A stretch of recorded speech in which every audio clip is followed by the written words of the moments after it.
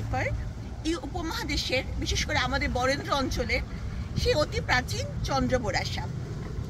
আর এই যে সোশ্যাল মিডিয়ায় এত এই রাসেলস ভাইপার আতঙ্ক ছড়ানো হচ্ছে, এখন কিন্তু গ্রামাঞ্চলে সবার হাতে, ইভেন কৃষকদের হাতেও স্মার্টফোন।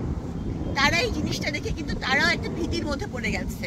তারা কিন্তু খেতে গিয়ে কাজ করা বা মানে শস্য ক্ষেত্রে কাজ করতে ভয় পাচ্ছে।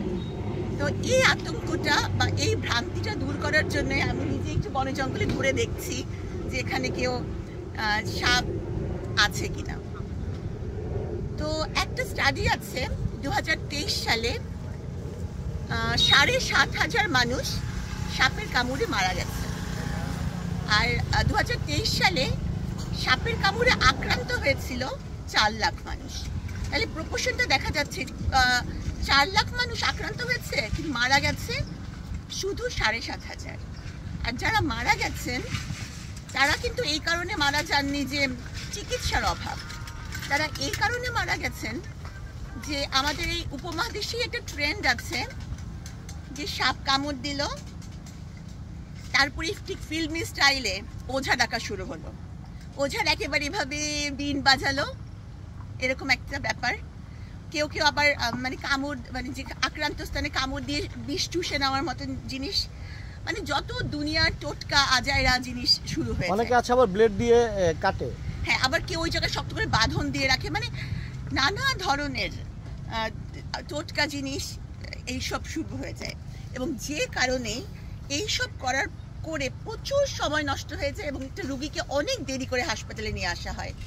এবং মূলত এই কারণেই বিষাক্ত সাপের কামড়ে মানুষ মারা যায়।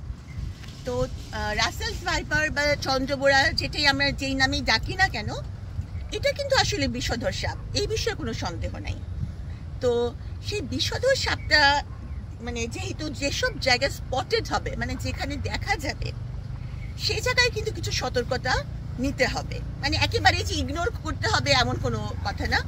সতর্কতাটা কি, সেটা হচ্ছে ওই স্পটেড এলাকাটা এড়িয়ে চলতে হবে।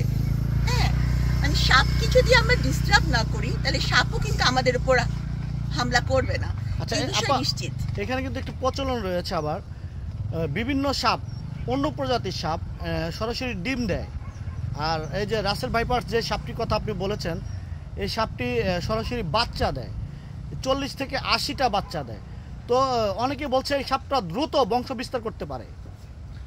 এখন সাপ যতই দ্রুত বংশ বিস্তার করুক না কেন, এখন মাছও তো অনেক দ্রুত বংশ বিস্তার করতে পারে। বংশ বিস্তারের বিষয়টার তো একটা আলাদা বিষয়। আগেও চন্দ্রবোরা সাপ ছিল, এখনো চন্দ্রবোরা সাপ আছে, ওই একই জিনিস। হ্যাঁ, এখন মূল ব্যাপারটা হচ্ছে বংশ বিস্তার না, কারণ আগেও চন্দ্রবোরা সাপ যেই সিস্টেমে বংশ বিস্তার করতো, এখনো নিশ্চয়ই সেই প্রজাতি একই সিস্টেমে বংশ বিস্তার করে। মূলত আতঙ্কিত না হয়ে যেটা করতে হবে যে সতর্কতা, আমি যেটা বলতে চাচ্ছি, প্রথম কথা হচ্ছে যে ওই স্পটেড এলাকাটা এড়িয়ে চলতে হবে। দ্বিতীয় কথা হচ্ছে যে ওখানে চলাফেরা বা কাজ করতে হলে, কারণ কাজ তো করতেই হবে, গামবুট পরিধান, মানে এরকম স্যান্ডেল না, খোলা স্যান্ডেল না, গামবুট পরিধান করে ওই জায়গায় চলতে হবে। এখন গামবুট জিনিসটা কিন্তু খুব একটা আনকমন জিনিস।